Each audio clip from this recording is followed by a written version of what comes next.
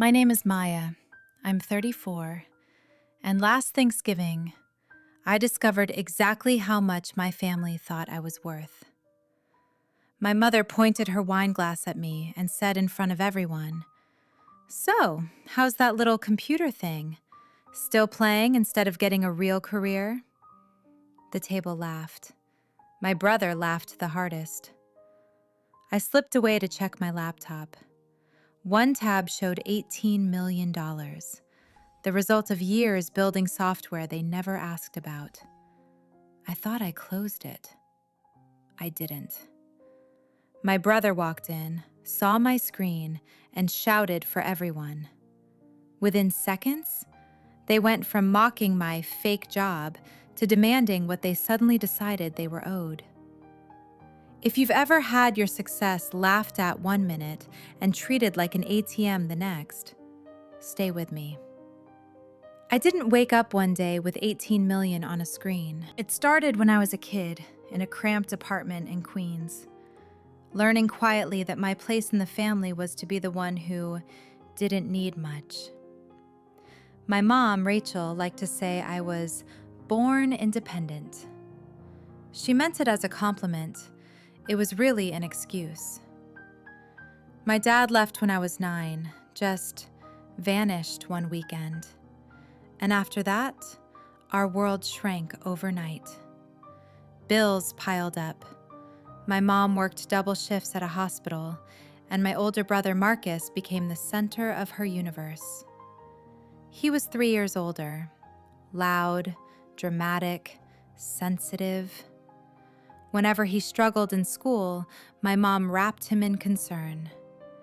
"He's been through so much," she'd whisper, smoothing his hair. "We need to be gentle with him." When I got good grades, she barely looked up. "Of course you did. You're strong, Maya. You always figure it out." That was the pattern. If Marcus forgot his chores, she said he was distracted. If I forgot, "Maya, I can't count on you for one simple thing." I started cooking for us using recipes I found online, packing my own lunches, doing laundry, because someone had to. Marcus stayed in his room screaming at video games and watching basketball, already obsessed with stats in a way that later turned into something darker. I stopped asking for help because the answer was always the same. "We don't have time. We don't have money. You'll be fine."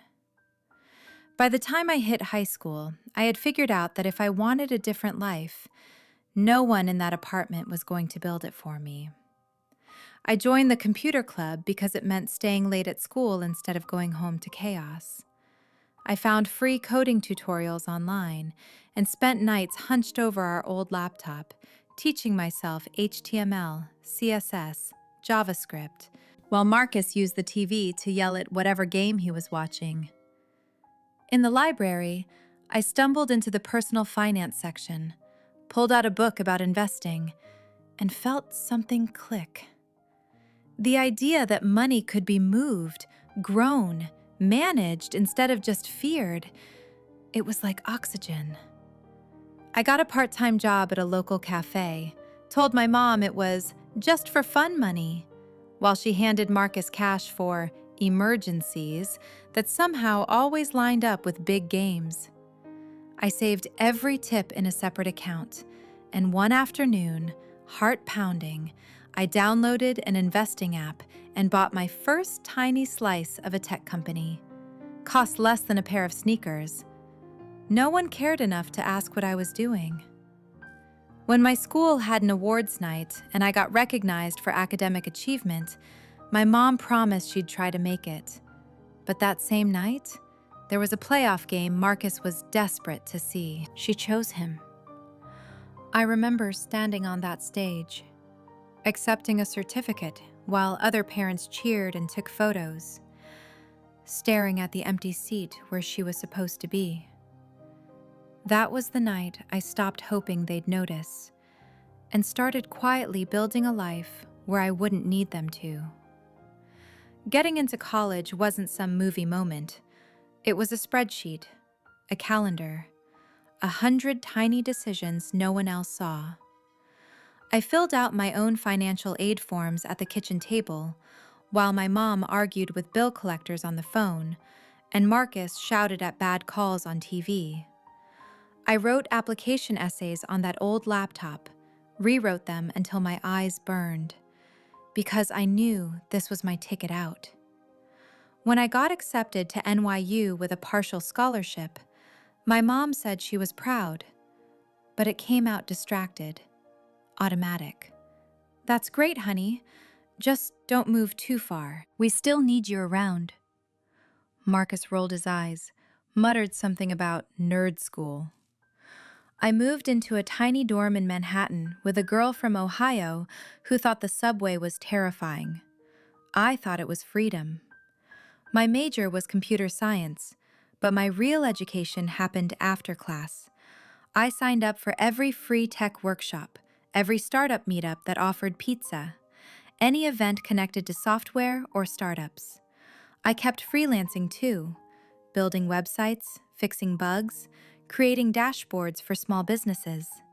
It wasn't glamorous, but it paid for groceries and textbooks. And it taught me something important. People would pay real money if you could make their problems disappear. Back home, nothing changed. My mom complained about bills. Marcus bounced in and out of community college, then dropped out completely. He'd started betting on sports through his phone. "Just $20 here and there," he said. Then one day, my mom called me crying. His little bets had quietly turned into thousands of dollars in debt on her credit card.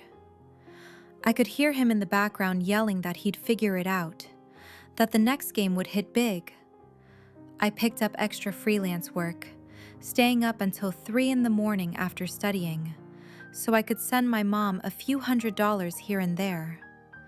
I told her it was leftover scholarship money because I didn't want to admit I was working myself into the ground to keep her afloat while she bailed Marcus out with a bucket full of holes. After graduation, I got hired at a tech startup in Brooklyn. The pay was decent, better than my mom ever made. I kept freelancing on the side, building my own projects, learning everything I could about product development and user experience. 2 years in, I noticed something. The tools we were building at work, they were solving problems I'd seen everywhere in my freelance life. Small businesses that needed simple software but couldn't afford enterprise solutions. So I started building my own, Nights and Weekends, a project management tool designed for solo entrepreneurs and tiny teams. Clean, simple, affordable. I launched it quietly, didn't tell anyone, just put it out there and watched. The first month, 5 paying users. The second month, 30. By month 6, I had 2,000 subscribers paying $15 a month. I quit my job and went all in. My mom thought I was insane. "You had a stable job," she said. "Why would you give that up to play around with whatever this is?" I tried to explain. She didn't want to hear it. The calls kept coming, though. "Maya, the rent is due." "Maya, Marcus needs help with his car payment." "Maya, can you just send a little something?" I sent money every time. Told myself it was temporary, that once Marcus got stable, once my mom caught up on bills, I could stop. But there was always another emergency, another crisis, another reason why this month was different. Meanwhile, my little project kept growing. 5,000 users, 10,000, 20,000. I hired a small team, raised a seed round from investors, started seeing my software mentioned in tech blogs. And through all of it, I never told my family the real numbers. When my mom asked how work was going, I said, "Good, busy." When Marcus asked if I was rich yet, I laughed it off. "I'm doing okay." The truth? By year 3, I had paying users in 40 countries. Revenue was steady, profitable. And when a major tech company approached me about acquisition, I said yes. The number was $18 million, after taxes, after paying my team, after everything. 18 million that I'd built from nothing while they mocked my computer thing. I didn't tell them. I moved into a nicer apartment, started investing the money carefully, set up a financial advisor, made sure I was smart about it. But I kept sending my mom her monthly checks, kept bailing Marcus out of his gambling debts, kept playing the role of the independent daughter who was always fine. Then came Thanksgiving. I offered to host, ordered everything through delivery apps, made it perfect. My mom showed up with Marcus and a few relatives I barely knew. Dinner started normal. My mom complained about her job. Marcus bragged about some sports betting system he'd figured out. I nodded along, smiled, played my part. Then my mom made her joke. The one about my little computer thing. Everyone laughed. I excused myself to check my laptop in the other room. I had a dashboard open, tracking my investments, showing the portfolio balance. $18,400,712. I meant to close it, but my phone rang. My mom calling from the dining room, asking where the wine opener was. I got distracted, walked back without shutting the laptop. Marcus wandered in a few minutes later, said he was looking for the bathroom. He saw the screen. I heard him shout, "Mom! Mom! You need to see this!" I ran back. He was standing there, pointing at my laptop like he'd found buried treasure. 18 million, he said, voice cracking. She has $18 million. The room went silent. Then everyone started talking at once. My mom pushed past me to look at the screen. Her face went from confused to shocked to something cold. "Is this real?" she whispered. "Yes," I said quietly. Marcus exploded. "You've had this the whole time? While we've been struggling? While Mom's been working double shifts? While you've been gambling," I said. "Yes." My mom's face hardened. "How long have you had this?" 3 years. 3 years. She said it like an accusation. "And you never thought to mention it? To help your family properly?" "I've been sending you money every month for years," I said. "Pocket change," Marcus spat. "You've been sitting on millions while giving us scraps." The relatives watched, eyes wide. This was better than any reality show. My mom sat down slowly. "Maya," she said, voice shaking. "I raised you. I worked myself to the bone for you. And this is how you repay me? By hiding? By being selfish with what's yours?" "It's not about being selfish." "Yes, it is!" Marcus was pacing now. "You let us struggle. You watched Mom work herself sick. You let me go through hell when you could have helped." "I did help," I said, "for years." "Not enough." His voice bounced off the walls. "Look at that number. Look at it. You're rich, actually rich, and you acted like you were broke." "I never said I was broke." "You let us think it." My mom stood up, voice rising. "Every time I called asking for help, you made it sound like you were scraping by too, like you were just barely making it. You lied to us." "I didn't lie. I just didn't tell you everything." "That's lying." Marcus kicked a chair. "You know what? You owe us. Half of that should be Mom's. She raised you. She sacrificed everything. I almost laughed. You think I owe you $9 million because Mom worked a job? Don't be smart, my mom snapped. I'm your mother. You wouldn't have anything without me. I have everything despite you, I said. The words came out before I could stop them. You want to talk about sacrifice? I raised myself. I filled out my own college forms. I worked 3 jobs while you gave Marcus money to gamble away. I built this while you told everyone I'd never amount to anything. That's not fair. You skipped my awards ceremony to take him to a basketball game. The room went dead quiet. My mom's face flushed. He needed me. I needed you too, I said. But I was strong. I would figure it out. And I did, without you. So don't stand there and tell me I owe you half of something you didn't build. Marcus stepped closer. You're going to fix this. You're going to pay off my debts. Get Mom out of that apartment. Set us up properly. That's what family does. No, I said simply. His face went red. What do you mean, no? I mean no. I'm not giving you millions of dollars to blow on sports bets.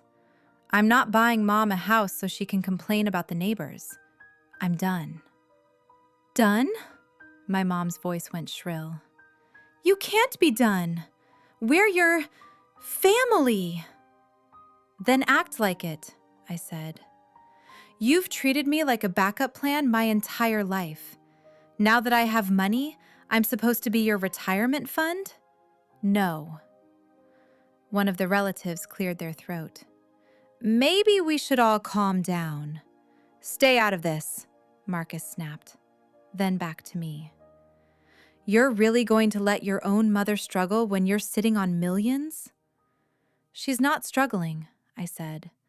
I've been sending her $1,500 a month for 3 years. That ends now. The room erupted. My mom started crying. Marcus started yelling about betrayal and greed. The relatives shifted uncomfortably, not sure whether to leave or stay. I closed my laptop, slid it into my bag, picked up my coat. Where do you think you're going? My mom demanded. Home, I said. If you walk out that door, don't bother coming back. I paused.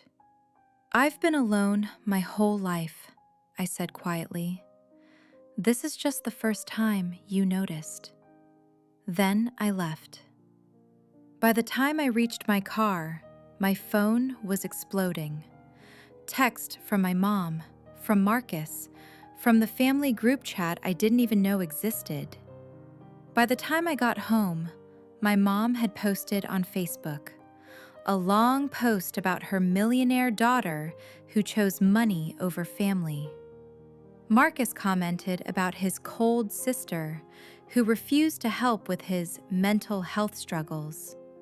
I put my phone down, opened my laptop, and instead of checking my portfolio, I emailed my lawyer. The next morning he called, walked me through words like defamation and harassment, told me very calmly that I was allowed to protect myself, even from family. Within a week, he drafted a cease and desist letter, addressed to both of them, laying out exactly what they needed to stop doing, calling me out by name online, spreading lies, threatening my reputation. My mom called in a rage when she got it. Lawyers are for enemies, she screamed, not family. Then stop acting like my enemy, I said. Marcus tried to act tough, posted about how no judge would side with a greedy millionaire over her suffering family. But within days, his posts quietly disappeared. Without my monthly checks, reality hit hard. Marcus's betting accounts got shut down. The people he owed money to weren't patient. They called. They showed up. They demanded. A cousin messaged me months later, said Marcus finally got pushed into a treatment program after a police incident. He was angry at everyone, but for the first time, he was facing his gambling as an addiction. My mom did what she always did, tried to handle it alone, asked neighbors for loans, maxed out new cards, but you can only squeeze so much from people who have nothing left. The story she'd told on Facebook started to backfire. Some people felt bad for her, but others started asking questions. If I was so awful, how had she struggled while buying new things and covering Marcus's debts? When she finally sold her apartment to pay off debts and moved somewhere smaller, I heard about it secondhand. It hurt to see it, but I also knew that situation had been burning for years. Me not throwing more money on the fire didn't cause it to collapse. It just meant I wasn't standing inside when it did. Meanwhile, my life got quieter, clearer. I set my own comfortable budget, hired help so I wasn't doing everything alone, finally remembered what rest felt like. I also made a decision they would have mocked. I committed a portion of my wealth to a program teaching financial literacy to young women who feel like they have to be the strong one, the kind who fills out her own forms, who hears, "You'll be fine," as an excuse, not a compliment. Some nights, when the city is quiet, I think about that Thanksgiving. For a long time, I was angry that my biggest success got twisted into the ugliest fight of my life. Now I see it as the moment the mask came off. 18 million didn't change my family. It exposed what was already there. The biggest lesson wasn't about money. It was about boundaries. You can love people and still say no. You can acknowledge someone's pain without letting them use it as a weapon. Blood is not a contract to your time, your energy, or your bank account. If you're the responsible one, the independent one, the person everyone assumes will fix everything, you are allowed to stop.